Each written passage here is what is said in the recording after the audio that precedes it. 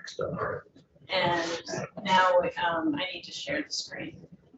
You gotta say goddess.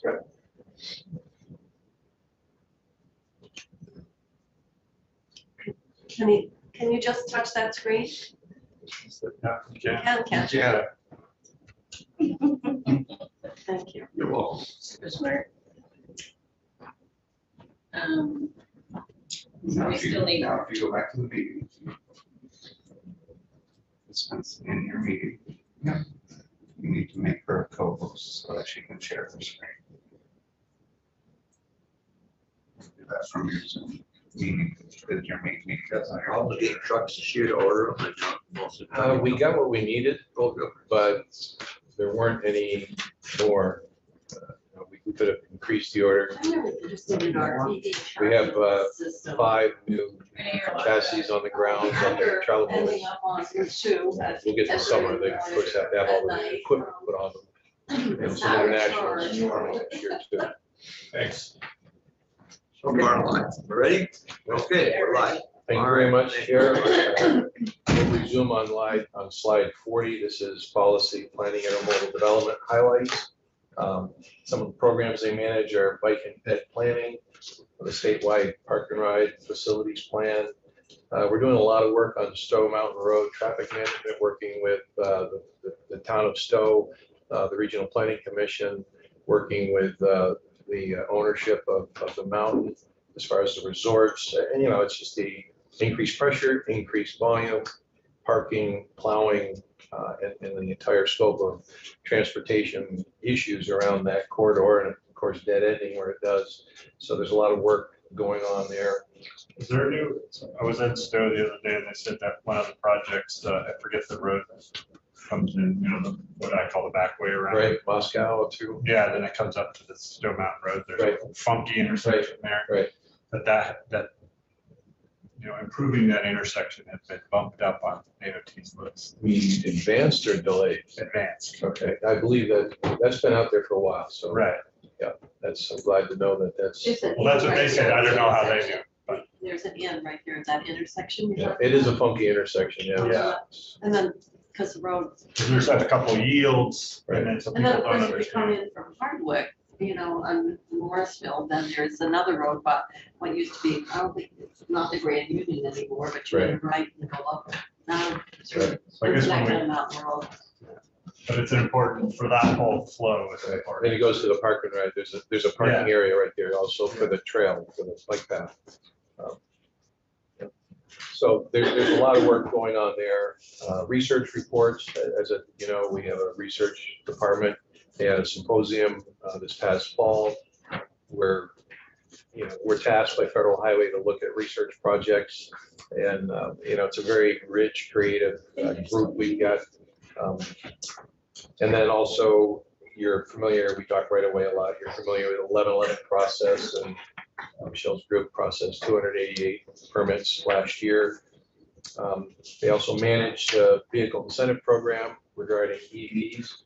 Currently, we're at 7,502 EV vehicles, and 3,800 of those are fully battery electric. So probably still under 2% of the total fleet statewide, but growing.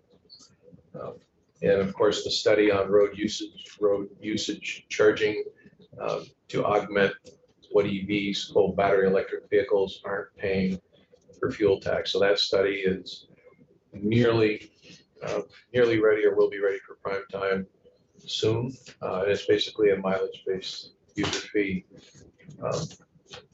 construct. And obviously that goes through this process. The next slide just shows you some of the various programs, some of the incentive spending and the balances on those programs. The next slide addresses somewhat environmental policy and sustainability. There's, in addition to the 2JA funding, which is over 5 years, which will be sending like 20.3 million to us over 5 years for the EV space. There's also the carbon reduction program coming over 5 years. So we're really currently looking at 2 phases, developing an accountability method for greenhouse gas modeling and understanding Carbon what it reduction is. program, what's that? What's that? Well, it's, you know, how do you show you're reducing greenhouse gas emissions? In the And transportation sector. correct. And so first, we're trying to develop an accounting methodology that can support whatever the outcomes are that we claim after that. So that's really, so developing this methodology is the first step, and then developing implementations to affect the reduction, which that methodology will capture is the second step. So this is in process. The next step, the next page just shows the another area in the environment, climate, transportation infrastructure, the resiliency planning tool that was developed by the agency in coordination with DEC Rivers Program some years back. Mike Klein, when he ran the program, Joe Segali, when he was with us. Tool is very mature now. I believe most of the watersheds have been added to it for Lake Champlain and I believe the Connecticut River. These can run predictable models based on inundation, flooding, which is available, frankly, to anyone. Locals can use it as well as they make decisions for, you know, local zoning or things like that. We're looking at it for infrastructure. You know, what's at-risk infrastructure for us? You know, when we're repairing something or replacing something, if it's been destroyed in an event, telling us what the likely outcomes are for future events and how should we construct something to perhaps withstand those better. Very interesting tool. I don't know if there'll be more shown on that, but we certainly can do that. Michelle's nodding her head, so yeah, you'll see that tool, I think, in the days or weeks to come. Public transit. Yeah, they're trained in it and they use it with us. In the transit space, a lot of work, I think, as you know, in demand transit ridership, micro transit, trying to understand really today whether fixed transit routes are the best model, and certainly they're probably the right model in more urban areas. But you know, how can we meet the need of users in all areas, if you will? So we have some pilot programs. The one that started in Montpelier, we're looking at some pilots, and you'll see Rutland, Manchester, Morrisville, Windsor, Barrie, trying to move this around the state to get more data and understand the different nuances between the different cities and communities in the state. I see some, they're gonna start charging again July 1st, which is a great idea. That's their This, initiative. this all over the state, it's gonna be, It's Green Mountain Transit, so it will be at least where they operate. They don't operate everyone, but oh. they're Yeah, I like think- Shell, Burlington, this capital region. Share a little cost with the ridership. And if, you know, as you know, we have the demand response program for people in recovery. I mentioned that earlier, that makes up a lot of the ridership. E-transit buses. A lot of that would be funded by Medicaid then, under Medicaid transportation. Well, we fund, yes. I mean, we work with AHS on that. There are currently 27 buses in Vermont. The most recent award was $9 million for 9 more e-buses. These are spread around the state. Currently, our ridership, as this says, ridership that's geared toward commuting has not recovered as quickly from the pandemic as ridership has that's geared toward bringing people from where they live to like where they have to shop for groceries and things like that. I'm not sure we know. It's probably a combination of things. I shouldn't speculate, but we all know, of course, the conversation about people that have just completely left the workforce or left job seeking in Or they're Vermont remote. and remote, right? So it's likely a combination of several factors. How are the buses performing? Is everybody happy with the electric transit buses? You know, I asked Michelle this. I would say that we are hoping for better performance as we go forward. There have been some issues related to repairs, maintenance, that sort of thing that have been more of a problem than the actual deployment and utilization of the buses. So, So when you say going forward, you mean like when you get new buses or just they fixing out the kinks of existing buses? they are continuing to fix the kinks of the existing buses, but because this is fairly new technology, as we get more buses, you know, I think the technology will be better each round. I imagine they don't go far on charge, but they stop and start. They use a lot of, I would imagine. Yeah. Charge sometime. Don't have the stats Yeah. on how far a city bus will go on a charge, but Ross can talk about that Yeah, okay. when he comes Yep, in. yep. And then slide 47 just shows you a chart of the ridership experience. These Other, are just buses. correct, This would include Amtrak. transit. That doesn't, we have an Amtrak slide. That's a good question. Slide 48 is some of the other areas within public transit. Obviously, you know, the e-bike program, the bike share program, car share mobility. So it's more than just the transit buses that we might necessarily think about. And some of the expansion of micro transit services I mentioned before, expansion of car share services. Again, you know, sort of crawl, walk, run in this new space for transportation. Slide 49, a few points or highlights, if you will, in aviation. Morrisville Stowe Airport underwent some runway extension a couple of years ago, taxiway construction, and now this year we'll be adding a fuel farm back to the facility. A lot of work happening at Franklin County Airport in Highgate. Of course, as you know, the legislature funded the extension of the water line up Airport Road, starting in a little less than 3 months. We are partnered with a contractor who will reconstruct the existing 3,000-foot runway, which is 60 feet wide, and will be rebuilt to 3,000 feet, which is 75 feet wide. And then next year, 2024, we have a project which will add 1,001 feet to that. So it will be a 4,001 foot runway that'll be 75 feet wide with Why wastewater. the 1 foot? Is there a Well, it threshold had- yes. in terms of funding? There is, that- it had something to do with the FAA grant, right? So we're happy to accommodate that. By 1 foot? Correct. Probably worth it. Yeah. I had, one of the first bills that we had introduced in the Senate is from Bennington, and it has to do with exempting airport hangars from Act 250. Yeah, Joe, that's. And so there must be some issue in, We're also doing some planning as far as to develop some of the sites around the airports We are. to be ready for any businesses that want to be shovel ready. Bennington.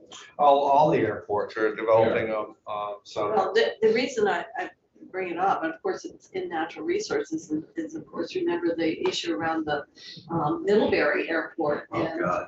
Talk about the adjacent property owners and their complaints about expansion. My solution is we get rid of the airport to get it private enterprise. So we're aware of the bill and Yeah. Short of the chair's outcome being a reality, we would support that, the exemption.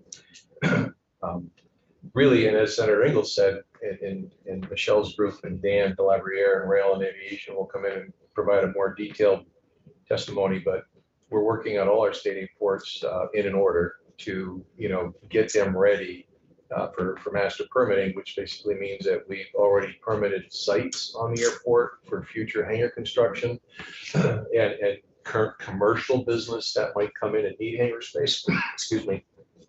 And it's a process. It's received differently around Vermont based on communities. And, but it's a lot of work that's going on. It's met with some success. And there'll be more reporting to you on that. We also have some work coming at Hartness, excuse me, in Springfield. Hartness is currently the second longest runway in the state of Vermont, only second to Burlington International. Excuse me. I'm glad to see the fuel farm in Morrisville Stowe area. I know, talking with the people at the airport in Newport, that's becoming to be a pretty good revenue source for them, and they're pretty thankful that they have that ability. We sold an inordinate amount of fuel there one day. We had, I think it was Roland Tebbets, who works for Michelle, was there, and 4 or 5 jets came in. Michael Bloomberg's jet was the size of the vice president's jet. That was one of them. And they all landed, and they were visiting Donald Sutherland, who lives in Canada, just north of the border of Magog. And they all bought fuel, and which, so it was a banner day at that airport. We've been close to go to Newport, but we Right. can accommodate the Right. sizes of planes. Well, they landed in Coventry. Yeah, that's where they, Coventry. that's where I they thought did you it. said Morrisville. Oh, I had mentioned Morrisville. yeah, no, I'm sorry if I didn't clarify. Yeah, they landed at the Coventry Airport, Northeast Kingdom International, and then carpooled up. That's, And- North Hatley isn't very far. Right. And we continue to, grow our unmanned aerial systems program. We do a lot of work in the mapping space. We can do inspection work. We can fly under bridges and sort of determine. That would be cheaper than the Snooper truck. There's Snooper right here. Snooper is still there. Yeah, it would be. It is cheaper, Senator, for sure. But So if you had to replace that truck, then you could actually do it with drones. Well, I'm not sure I would be at the point where I would say we wouldn't have that truck again. I mean, that's a policy discussion, which I would love to have, but what the drones do is they can tell us the prioritization to get that truck out there because we only have one of these trucks equipped for rail. Instead of bringing the truck out, getting under the bridge and saying, okay, this really is, we can move on and come back to this, where the drone can go up there and see that much more quickly with a lot less fanfare. And on that slide, you'll see that 90% of our bridges currently have the capacity to carry the 286,000 pound national standard. We still have 17 bridges to go.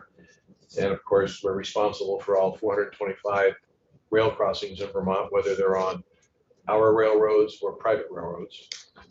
So those are all inspected Not the annually. private crossings.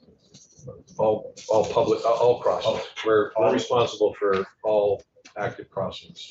Whether they're private crossings. or Thank you. not. Correct. No, I like the sun. Amtrak, that's about Amtrak. Currently, the Ethan Allen Express into Burlington and on to Rutland and down in New York City is exceeding ridership from 2019 pre-pandemic. It's exceeding it by 25%. It's huge. It's really huge. And the Vermonter, Pre-pandemic, it was only to Rutland. correct. Okay, so bringing it up to Burlington, it's really had a significant impact. I'm assuming that Right. some of Right. No, it that has. increases It has. from In fact, Burlington to Rutland. the train left, I think it was the Saturday after Thanksgiving. The train left Burlington. I think the capacity is 300 people. It left Burlington with 250 people. And by the time it got into New York City, it had collected 50 more. The train was at full capacity on the Saturday after Thanksgiving, which is really, really good. And of course, the work around pre-clearance in Montreal continues. It also continues to be. 2 more years. The closer we get, Dick, whether we're gonna live to see No, I that don't one. think so. the closer we get, the work gets harder because you're talking about work that's occurring in the city of Montreal and the province of Quebec, and we have no governance oversight in either of those jurisdictions. We partner well, but there has to be a decision about what exactly does the facility cost within Central Station, and that study is occurring right now. There was one years ago, actually, when I was in the rail program. That study's being refreshed by the Transport Quebec Agency. And then, of course, there'll be a discussion about who pays what and the complexities of cost sharing, because we can't really invest in a foreign country, let alone even another state. So we'll work that through, and probably somehow that'll be represented in what we pay Amtrak when we get to that point. There's also the discussion about infrastructure upgrades from the city of Montreal to the Alberta border, and working with the private, I should say, the publicly owned railroad, Canadian National, which the infrastructure is adequate for what it does. So, and that's an ongoing conversation because the Amtrak runs on freight railroads mostly all over America. So, but the good news is a lot of the big issues like security, really, I think have been solved. Both countries' security agencies are in agreement that it can be done. That's Well, we completely do good. it in the Toronto airport. We do. Pre-clearance into the States. We do, and they do it at Trudeau in Montreal, and they also do this exact same thing out of Vancouver. The train runs between Washington and Vancouver. So, And they do it at airports in Shannon and Right. Dublin and Bermuda are all pre-cleared. Right. So once you get into the airport in the States, you're Yeah. gone. I mean, I think in fairness to this initiative, the pandemic, like everything else, parked it for 2 years. And then there was a ownership transfer of Central Station in Montreal. So new ownership has to get spun up.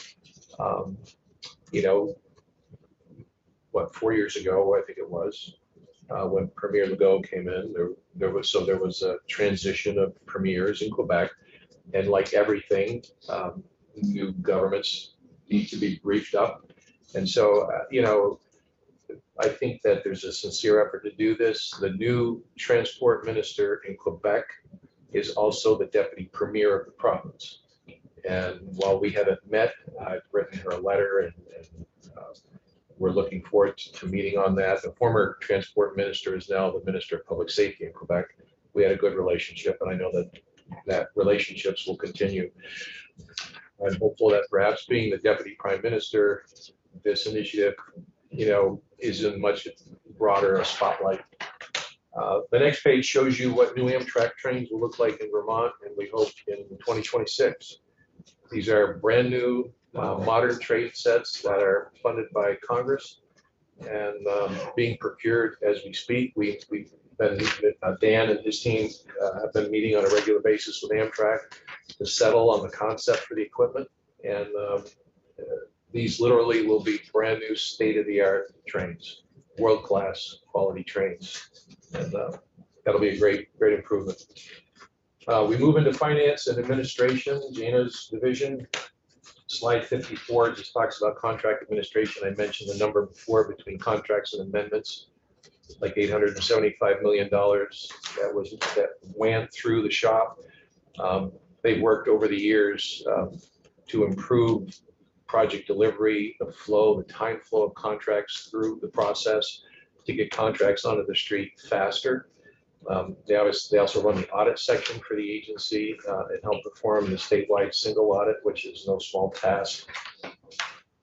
And the next page, I mentioned obligating $283 million worth of federal highway money, making just short of 44,000 individual payments. They pay contractors every week, year round. And for the record, for those in industry, perhaps watching if they are, with the exception of 1 week in June, which we know can be stressful for industry, and we're working to minimize that as we close the state books. Of course, that falls right in the middle of the construction season. So anyway, just qualifying my comment, we pay folks every week. They also manage the hearing section, so if people have grievances with the agency over contracts or in the DMV world, the hearings officer, hearings examiner, works in finance and administration. So obviously we track that effort. What is a junior operator hearing request? Somebody that didn't get their driver's license? So the junior operators, it's the common thing you probably hear about is when they've reached their 10 points or they've driven with someone in the car before their time is up and they are stopped.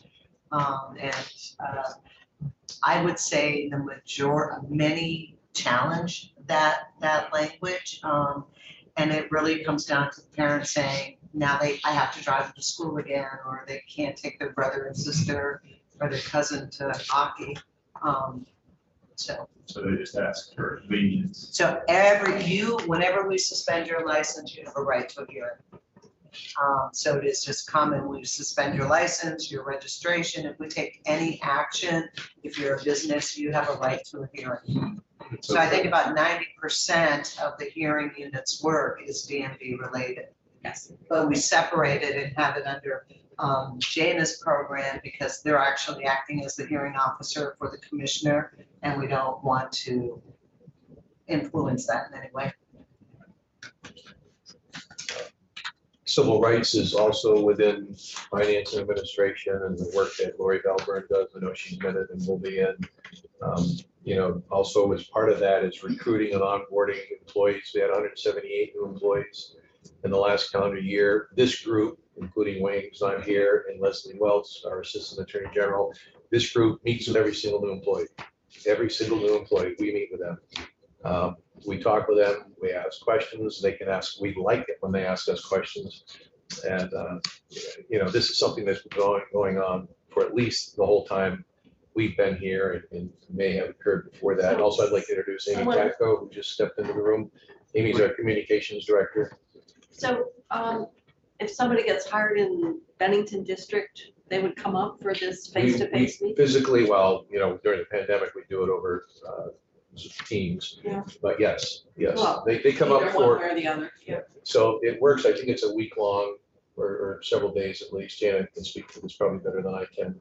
Sure, so the new employee welcome occurs over the course of the first few months of the employee's time with us, and they start with several days of new employee orientation.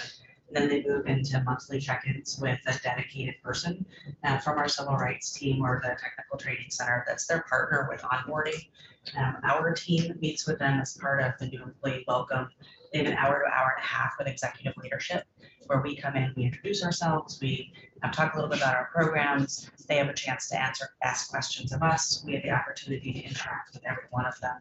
And then there's different focus areas for some of the other sessions. So they have a chance to learn about the finance team, about performance, about motor vehicles, about rail and aviation, about our engineering team, and everybody else as they move through the sessions.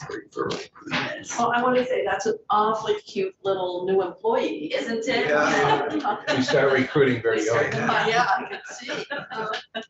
Or is that bring your child to work day? Right. It's probably a touch a truck event. Oh, yeah, it's really cute. Something we are cognizant of, constant improvement on is, diversity. And in this last year, of the 178 people, 11% of them were people that identify as BIPOC. We work hard to be open and do everything for anyone, including new Americans.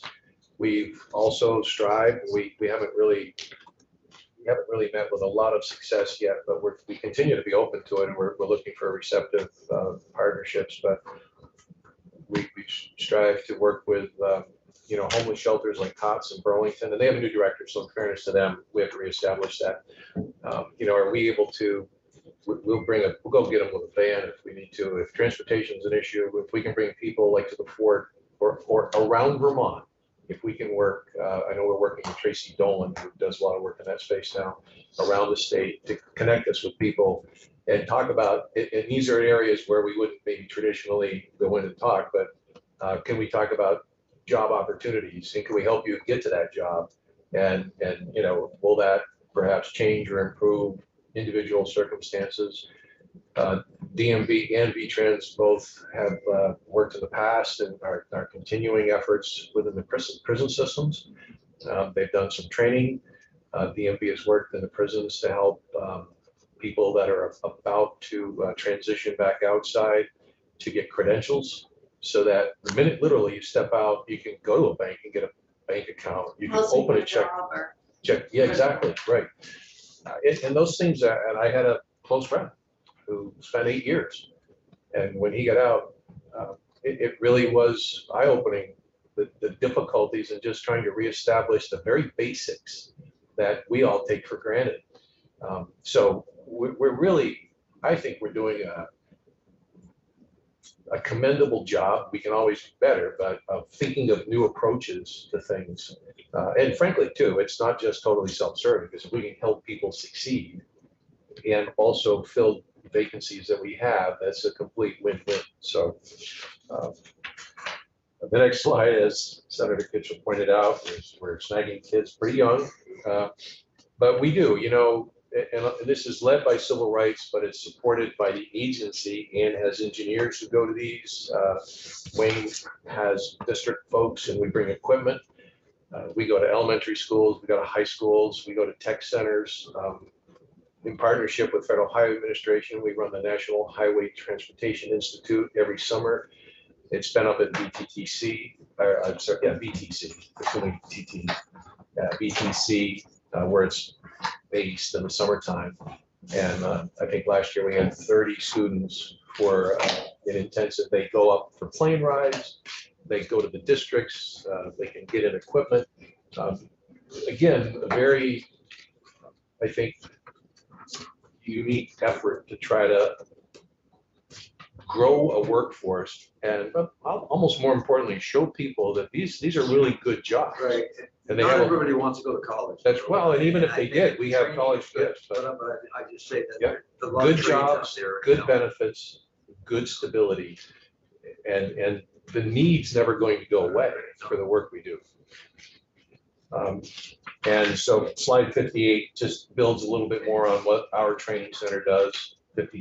527 safety trainings in the last year. A lot of things, I won't read everything here, but improvements to how we deliver CDL training by federal requirement. We're funded to also help defer some cost of individuals to get their CDL license, frankly, whether they work for us or not. And we do that.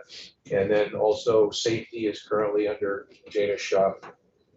Is it at 88 construction sites? Because again, these are requirements because we use federal funding. So 88 construction sites were visited through the year. This is completely independent of what VOSHA might do. But we really want to see stuff before it might rise to the occasion that it gets on VOSHA's radar. And then we also scrutinize ourselves. Visited all airports, our own lab in every single district facility, literally for everything. You know, if you have stuff piled up around electrical panels, you can't do that. If you have tools, electric tools, bench mounted grinders, and the safety shields aren't exactly the right distance from the grinding wheel, we can be dinged for that. So they're looking at a lot of minutia, but it's important for the safety of our workers and also to remain in compliance. A lot of work happening there. So the goal is to avoid injuries and workers' comp. Exactly. And how are we doing on that? Well, Is it- we've been doing The nature well. of so many of the jobs, in fact, are present, I would think, some risk. They do. I mean, we've been doing well, I think, with respect to facilities compliance. I would say this year, in the fall of 2022, and just a couple of weeks ago, we've had a couple of serious accidents with injury for employees, 2 instances. And I don't think necessarily that number is much greater than occurs. The nature of these 2 accidents were unfortunate, and both people are recovering. And I'm not sure. So if we're in a private business, I don't know how that would affect our mod rate right now if we're talking about, you know, but you know, we have to do this for the safety of our people. It isn't simply to avoid, you know, Just to anything. prevent accidents, Correct, right. minimize risk. Right. And the performance section is also within finance and administration. This is a group Janet used to run before she became the director. And they really measure everything we do multiple ways. They will begin to talk with you more. But they look at what we currently do, and they can compile information and they can put it in dashboards that easily explain stories. Like when you look at our fact book, Amy is really the chief person for the compilation of the fact book. And it's a very nice book this year. It's always been nice, really nice this year. So a lot of the dashboard look that, in fact, you saw it on the snow and ice control page here. That's what we would call a dashboard look. That's the type of metric, the visualization of what we do that performance is putting together. Is the fact book a book or something? Oh, we get it. Both. We get it. Yeah. It's online now, I believe. It usually comes as part of that manual that we get presented with, Bring a book or. well, I sent a link to you all last week. you Look did. for my email. Well, we can redo that because it's, there's a lot of I emails. like the hard copy. Oh, you'll get that. We can do that too. Uh, And really winding up, Although it must take a lot of person hours to put that together. Amy, a lot of time, right? And I'm sure you're collecting data from all the different divisions to help put the sections together, but there's the treasure trove of information there. And reminding everybody that has to provide that information that Amy has a schedule. That's how I that knew she about has the to keep. DUI and the seatbelt use. Slide 60 speaks about the emergency management portion of what we do. We've really built this up much now over the last 6 years. We have a 24/7 capability monitoring our traffic management center. It can be monitored in person, it can be monitored virtually. In the in-person facility, we monitor, obviously they have radios they can speak to all of our equipment statewide. We monitor state police can talk to us. We don't reach out to them typically. And they also can see all of our camera systems statewide. They can do this from their phone as well. So even if an operator is remote, say during the off hours or weekend or holidays. So it is a seamless 24-hour, 7-day-a-week operation. In fact, we'd love to have you up at Spread It Dill by the Knapp Airport. If you ever wanted to come up, we'd proudly show it. We have 27 newly licensed ham radio operators. So our facilities around the state have ham radio equipment. So again, this is so we can talk to each other in the event, many types of events. But storms can take down communication systems. Communication systems can be shut down for things like during the Boston bombing.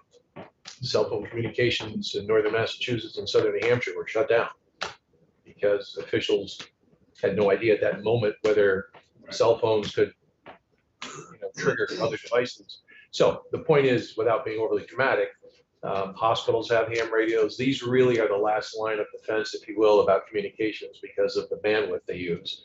And so this is all part of having some resiliency so that we can maintain our command and control across the state of Vermont, especially within the district cadre, which is over 500 people. And just our district garages alone, the number is 65 to 70 specific facilities that we can talk to. So how does this interface with the whole effort around to establish regional dispatch? And obviously you, from your prior work in law enforcement, know, well, with 9/11 was discovered that all these systems were separate and there was no interoperability and they couldn't communicate. And now state police want to limit their dispatch to just their business, and it's going to precipitate the need to create regional dispatch. And of course, the towns that haven't been paying would like to continue free, and those that have been paying feel it hasn't been fair. So, so I was just wondering, talking about how does this fit? Or that's a really a big question. I'd be happy to provide a brief comment. Specifically, our ham radio communication system isn't really part of any regional dispatch connectivity. It's us being able to talk to ourselves, but with a ham radio, you can talk to anybody with a radio.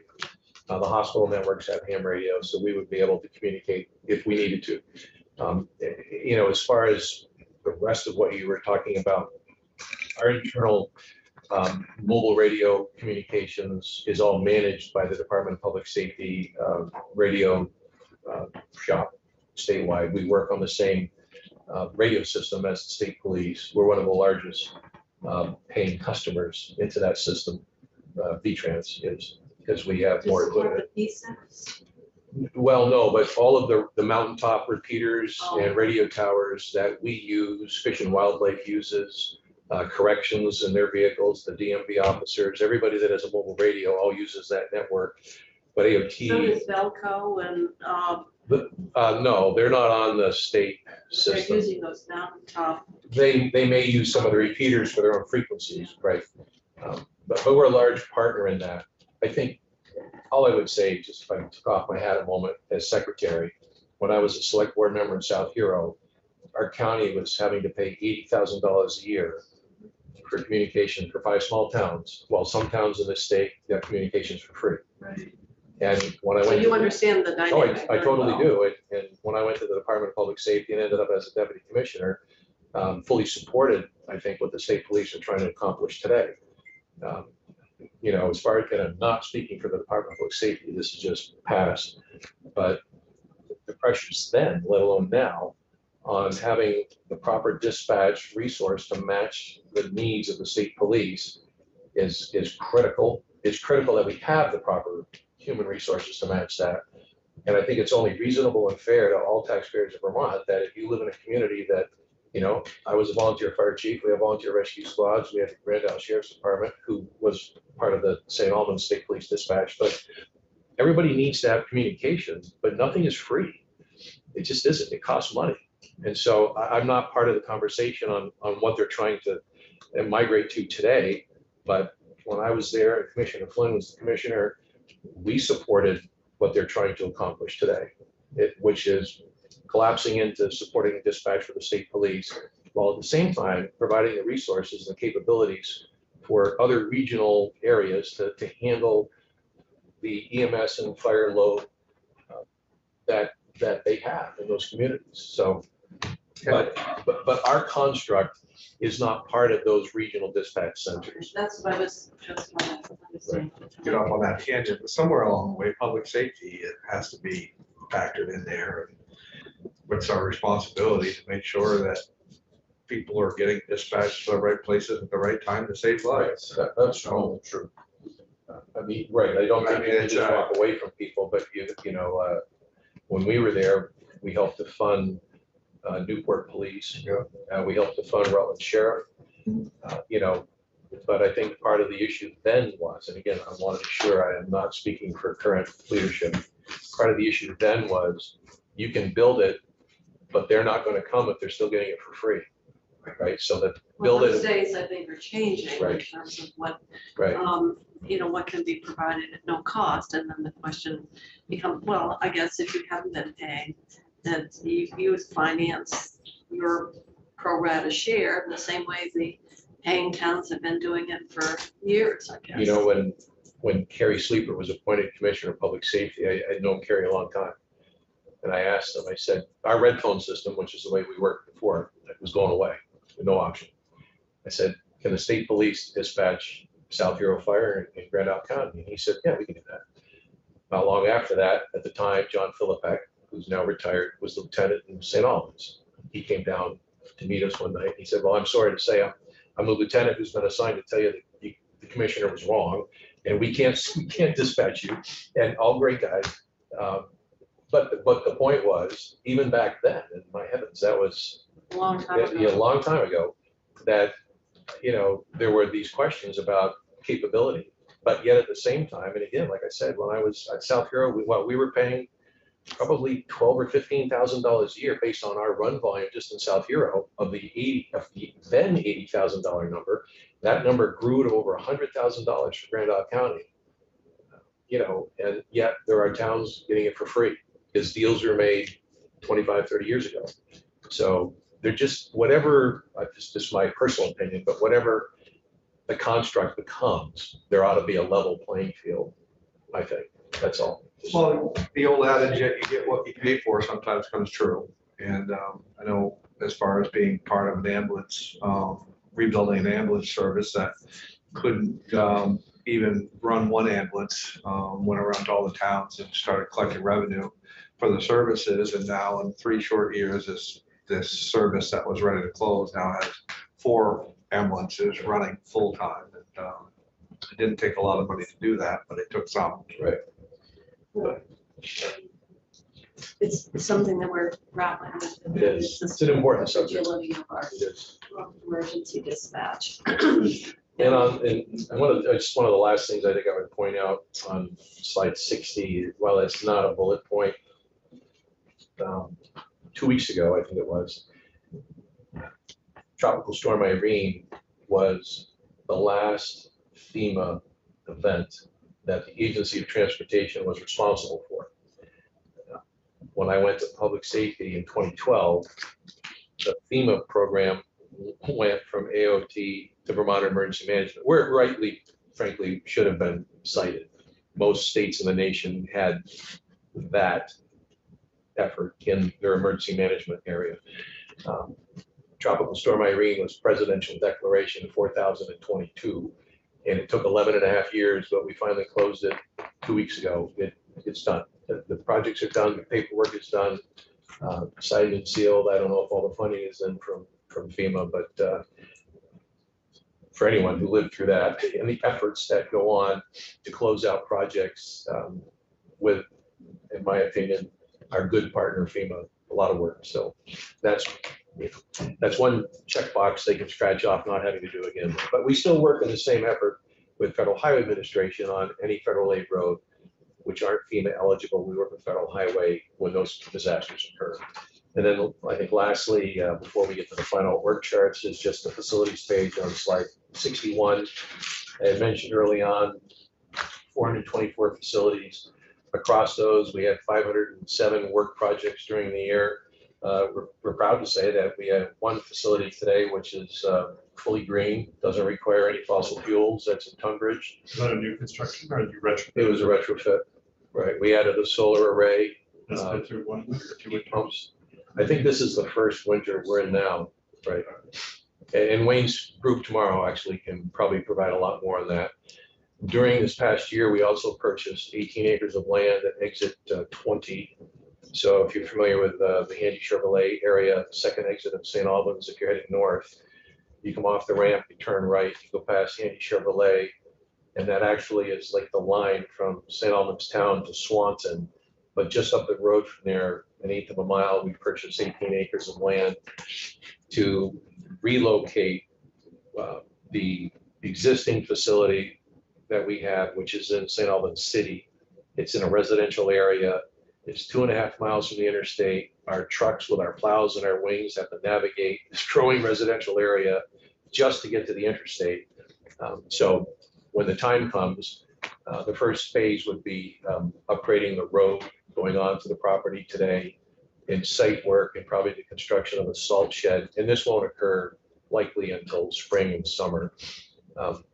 It's good location there. I mean, it's good road. It is, there. Senator, Road's yeah. right by the interstate. And it's Got 2 cars. it's like a quarter mile. Just built up a new Honda dealership or something there. That's just down the road, right? Down the road. So it really gets us out of the more congested Right, area. yeah, that's been a mess. Gets us off the interstate to the garage, to the Yeah, salt sheds yeah, much quicker. And then we'll be able to discuss whatever is the way that that property we currently have is disposed of. Right. So, Yeah, it's good to get out of that place, yeah. so that is really it. The last 2 pages are a little larger work charts that we've provided for you. And again, when all the programs come in, they'll give you a little bit more in-depth I context. just stayed up a lot of nights, go through every page here, did all this, you know, you must have studied this thing a lot.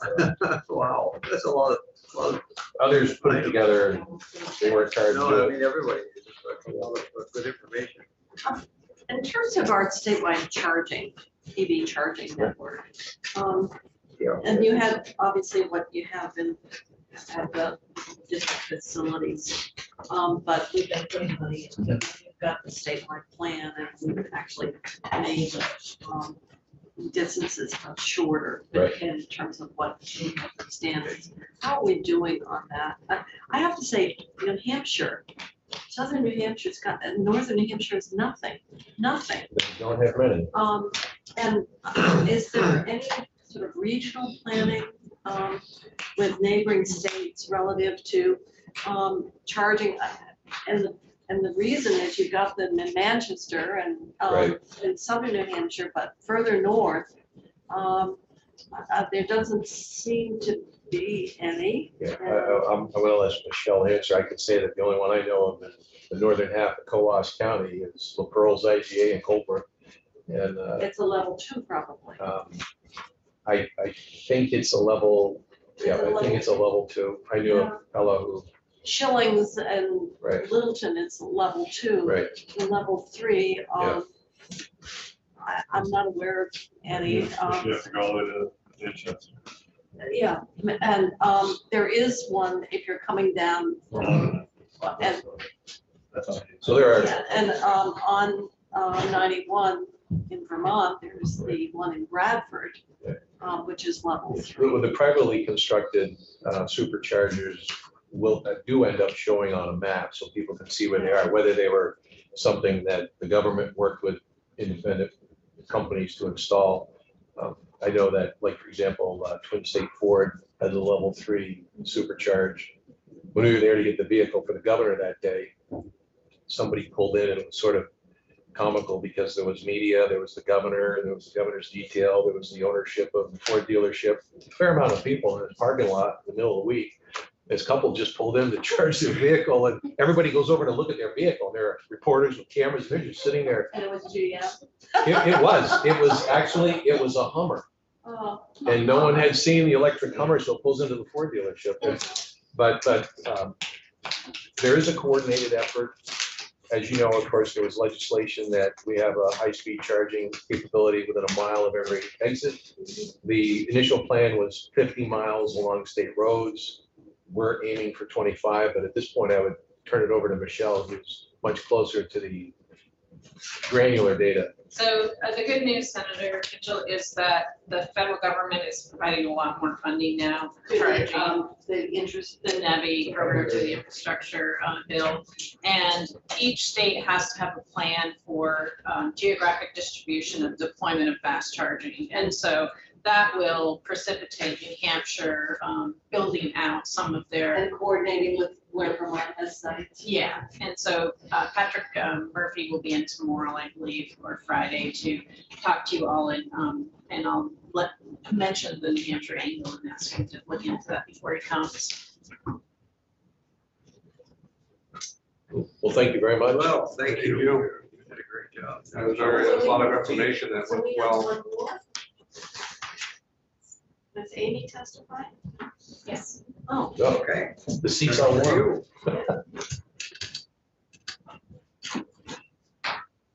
Good morning. Welcome. Good morning. Morning. Excuse me, I have to head elsewhere, so thank you very much. I appreciate it. Thank you, Secretary. are you getting warm? In the back? Yeah, right. The window seat is a little tough. Yeah, that's a little tough up there. yeah. Yes, tell us all about yourself. Okay, good morning. Andy, nice to Hi. see you. Good. My name is Amy Tatko. I'm the Director of Communications and Public Outreach, and I just wanted to provide an overview of the work that I do for the agency to make sure that we're getting all of our messages out effectively. So there are a few different areas of work that I'll touch on. The first is the basics, the nuts and bolts of communicating with the media and the public. Press releases would be appropriate for anything from federal funding to support new programs or projects or construction, all the way to something engaging and a little bit more fun, like our Name the Plow program and everything in between. We have a That was statewide. a nice thing to do. That was good. Yeah. Very successful, right? It was. There was a lot of engagement between the agency and the schools all over the I state. see. So it covered the whole state. It did, Yeah, yes, okay. yeah. You know, if other states adopted, I saw some other state doing it. I wonder, did we adopt it from another state? or- We were not the first. It started in, what country? Was it Scotland? Yes, Scotland first did it many years ago, and they invited the general public to send in names. I believe Michigan may have been the first in the United States. Vermont was not the first, but last year I got quite a few inquiries from other states and from some municipalities as well. Get the youth involved. and it was Yes, nice. yeah, absolutely. So we also send out traffic advisories anytime there's going to be a road or lane or bridge closure to let the media list know so that they can help get the message out. And then throughout construction season, we have a weekly road construction report every Friday that goes to our statewide media list, and media outlets really do look at that closely. And they will pull out, like if it's a smaller local newspaper, they will pull out the projects in their area that have traffic impacts coming up for the next week. Is there little cameras throughout the state tell the temperature of the highway, because they would report and get that information? Yes, those are the RWIS cameras, and those can be accessed through our website. Okay. Yeah. You can tell what the temperature is of the road, or tell us. I believe so. I don't know Okay, if that's the okay. same for all of them, Yeah. but yes. I know we do something like that. When we get the alert on traffic, is that could or may or may not have come out of your shop? That actually comes out of the TMC, the Transportation Management Center. So the division of work is if it's planned, generally public outreach handles it, and if it's emergent, the TMC will, just to ensure that that the media knows to work with them, the media expects to hear from them. If it's, 8 o'clock on a Tuesday, or if it's the middle of a holiday, when my little team of 2 generally is working. I was gonna say, what your team, It's me and one other. right, it used to just be you, right? You got one half- one half. It's changed a little bit in recent years. It was 3, now it's 2. Are you the mobile messaging board people? That comes out of the Operations and Safety Bureau, and the Highway Safety Office coordinates with the TMC on that. So social media is another area, of course, that we use, another powerful tool to get our messages out. And again, it's everything from the road closures to what we call our Push the Positive program to promote all of the programs and projects and people of the agency. It could be anything from a retirement of somebody amazing like, Dave up in D5 who served more than 50 years. Ray Burke, yeah. Uh, Is he the one that used to be on the radio? Yeah, and his wife had cattle, and it was on WDV. Oh, yeah, he was there forever, That yeah. was way back in I can still the remember. 70s. I can That still was a remember long his time. voice though. Yeah. Yeah, he was kind of the voice of the department. So our social media, we try to ensure it's active every day. We post at least once a day, sometimes twice, much more if we're having a snowstorm or some other weather event. But we really keep a close eye on diversifying it because the agency is doing so much work that the public might not be aware of. So it's everything from, when Amtrak was running their practice trains, we had rail safety videos up, to, if we have a young engineer who's won Young Engineer of the Year award, that will go up. Do you and people, the other person do that, or do you have people throughout the whole agency that can post? No, we carefully curate all of our social media. It's not easy with the ability for anyone to post any kind of a comment. Right. So Nick Cardellaro, my partner in crime, he takes care of the social media and has really developed and maintained, I think, a very appropriate voice for AOT on social media. And we do follow Rebecca Kelly's and the governor's, protocols for social media. It's like at A&R, they have more people that post, but maybe they just have somebody in each division or something. Every agency and department handles it differently. We're fortunate that we have dedicated communications people. That's not always the case. Right. So we do take requests from throughout the agency on a regular basis, whether it's a photo of an event or a piece of news or a public meeting, and then we're able to get it out. So notice this, like you've got a chain up on Route 9. Mhm. That would come out of the other center. That's right. The TMC, the Transportation Management Center, has access, pardon me, to the same. There's this great app called Hootsuite, which allows an entity like us to manage all of our social media platforms in one place. So we can schedule and know what's going to be up, move things around as needed to make sure that promoting our people and our programs gets the attention it deserves. So if we have something scheduled and then there's a snowstorm, we can easily move that and make sure that people are getting the information they need that's emerging. And the TMC also has access to that, so we're coordinating with them, again, to make sure that what's hitting on people's Facebook feed, we have about 36,000 followers, which is sizable for a state agency, to ensure that people are seeing what we want them to see and what they need to see. We also use our website. The banner on the homepage is what at any given moment I would most want anyone who goes to the AOT website to see. So right now, probably, I guess, it's winter highway safety with a link to the page that has tips about winter driving and don't crowd the plow. The next area of work to cover is our public information consultants. As you can imagine, with the increase in federal funding, there is an increase in construction projects. And so my work follows that, which means there's a greater need for public outreach to let people know what is happening on the roadways and what to expect in terms of delays or closures. So typically in the last few years, we've had about 40 or so active construction projects during construction season that have a traffic impact that requires support from public outreach. This year we had more than 60. We have 6 different firms that we work with, and our project managers and resident engineers use that contract to secure a firm that will then develop a stakeholder list. We have more than 11,000 people, or had in 2022, that were receiving weekly email updates right in their inbox for individual construction projects, a photo of what had been accomplished in the past week. So we get like weekly updates on paving on Route, I don't know, near. Yes, that's what I'm referring to. Barton, that's. Yes. Yes, exactly. An update on what the current work is, and then very specific information about what the traffic impact will be. So let's see. The other area of work is what I would just call special projects and programs, kind of a catch-all for the other needs for messages and communication. That includes internal communication, which is in support of retainment, recruitment, and employee engagement. One program that we have that's been successful is called Inside AOT, and it's just an informal interview program that I run where we will select an employee and I will just have a Teams virtual conversation interview with that person while an audience of AOT employees kind of listens in, and then we have questions and answers at the end.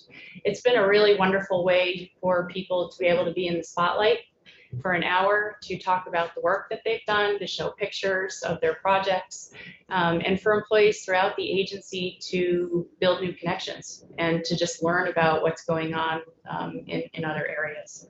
Throughout the entire agency. Yes. Even though you're in the division of policy planning and intermodal.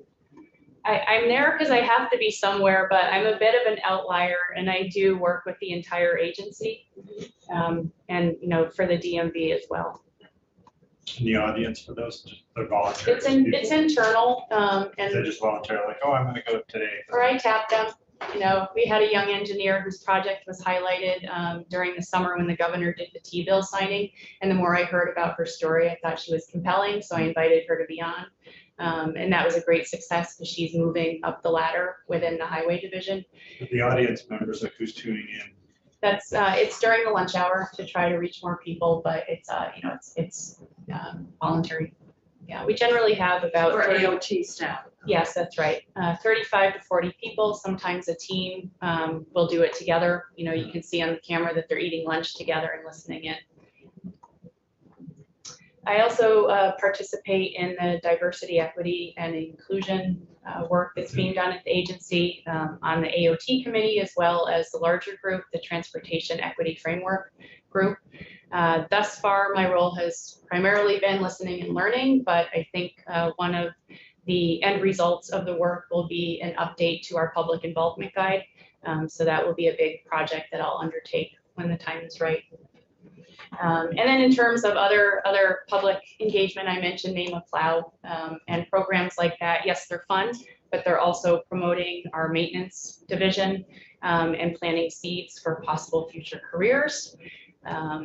Librarians and teachers and counselors in all the schools really embraced that program and did a lot of education around everything from highway safety to just government and public service and the use of public money to provide public services.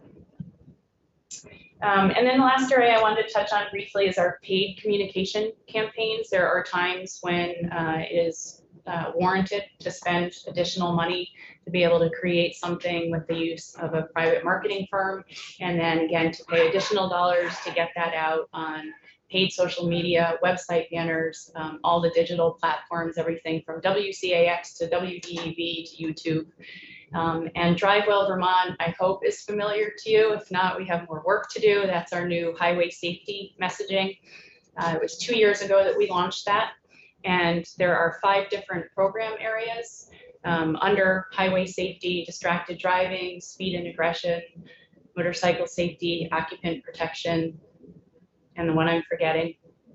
And each of those had a budget about $200,000 of NHTSA money. Half of it went to create these new materials, and then the other half was for the media buy. And I was hoping to show the website that I had sent the link for. That's. Do you find that it's fairly easy to get your message out? Can you reach the audiences that you want to reach with? This campaign has been hugely successful in terms of audience reach, in part because the budget makes it possible to spend the dollars where we need to reach all the different demographics. For distracted driving, we even put some money into Snapchat and TikTok. Yeah. And I have teenage daughters who told me, hey mom, you're not gonna believe this, but I was texting a friend on Snapchat and one of your Drive Well Vermont videos came up. And I've seen them myself, you know, hear them on the radio from time to time if you're in a store or driving.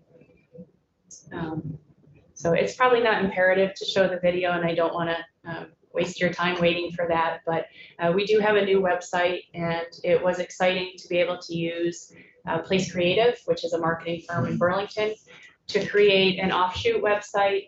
The state government websites are very useful. They're very nice looking, but they're not quite as modern and fresh as what especially a lot of younger people are used to looking at online. And DriveWell Vermont is sending a huge amount of traffic to the website. So we just launched the new website at Thanksgiving time. And it's just got the color and the look and the feel that's a bit more modern. That's it, probably handy. This one? That's it, yep. So the last point I wanted to make, the DriveWell Vermont paid communication campaigns have been an opportunity for the agency to now have a model so that I know how to do this, how to support whoever our subject matter expert is who needs a campaign like that. And right now for the current year, the focus is switching to the rail trails. And the big project in terms of paid communication and marketing will be the Lamoille Valley Rail Trail. So again, in the case of DriveWell Vermont, a specialist in the State Highway Safety Office was my partner with that. And that person was expected only to provide the expertise in their area of work and didn't have to try to bang their head against the wall or figure out how to use the chief marketing officer contracts or what's appropriate in terms of color or tone for social media, which social media channels should we use.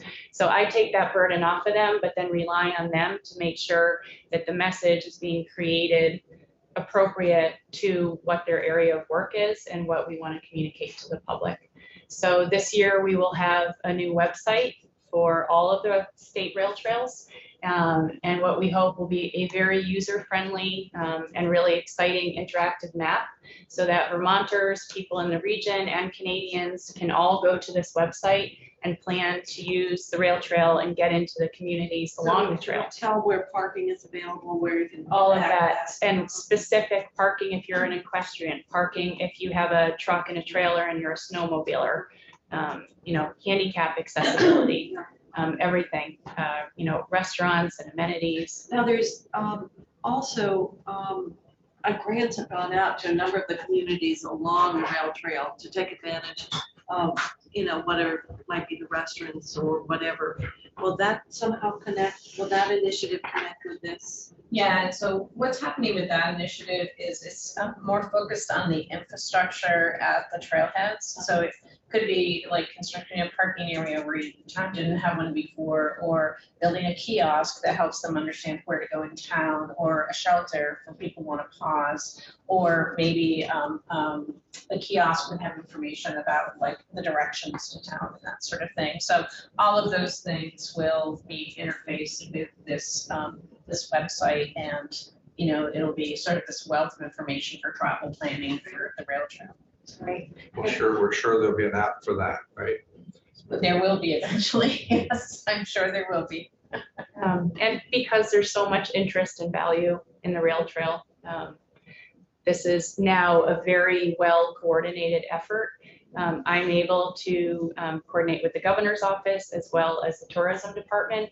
And then Jackie Casino, our rail trail program manager, she knows all of the key partners throughout the communities. And I just actually met with them this week to make sure that they knew what was coming with the website and the marketing plan so that everybody involved knows everybody else and all the information is being shared. So that the grand opening this May or June and the launch of the website and the paid marketing campaigns to get people to come to So where Vermont. will the use grand it. opening be? We don't know yet. That's all in the In governor's the hands. middle So or on the eastern or western end? we're all waiting to find out. Oh, Marty's. Then it'll be a rolling event. Probably. Yeah, that's Just sort of showcase the different sections. There's a lot to show. there is a statewide rail trail, not specifically rail trail, but is there a statewide trail organization? I thought I met somebody that works Statewide for. trail beyond There- fast. I don't know. Yeah, Well, not for snowmobiles, but there is the Vermont Greenways Association, which I think It's You had somewhat a cross Vermont interlinked. Trail. You've got a cross Vermont Trail. I thought there was some group trying to like bring all those different groups together, I've but not heard about that. But is that part of your planning to look at where those, to create sort of an interconnected statewide network? So I think To get from the Missisquoi to, I don't know, all the way to one in southern Vermont in the Green Mountain area. Right, I think our initial plan is just to develop and stabilize the state-owned rail trails.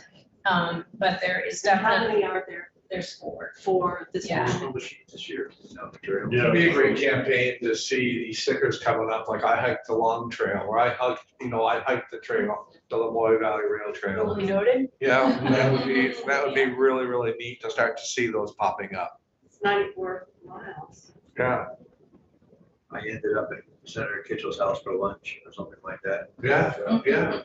yeah. Sure. I'm not far from the rail That's trail. right. No, you don't. That was all I had. If you have Okay. any questions. No, that was I'm happy to wonderful. Thank you address them. for the presentation. Very nice. Thank you. Okay, committee. It's 10 of 12. That's, Michelle, you've sat through a long morning. Oh, thank you. I think you've heard it all before too, you know? We have heard it once or twice. Well, thank you. That was very good. We'll take it tomorrow, I guess. Are we on tomorrow morning, 9 o'clock? 22. When are we on the floor tomorrow? I thought we were on the floor tomorrow. No, we are, Thursday is at 1 o'clock. Is it Thursday at 1? And Yeah. Friday? Oh, Friday is 11:30. 11:30, that's right. Thursday. I thought today was, Thursday is at 11:25 on the, yeah, I thought today was a Wednesday, we do one afternoon. no, this one's, I'm sorry, I'm on last week, I'm sorry, I apologize. I'm looking No. for Today we're on the floor, what, 1 or 1:30? 1. 1, okay. Can you put the floor times on? Yeah, could you please do that? It's helpful. You think we would know, but we don't. Well, I didn't know that But all you. day- I'm just the new guy. Hey, I'm telling you. Yeah, yeah, that's it. Well, it's like 9:30 and then 1 and Shut us off. 1 and then Okay. 11.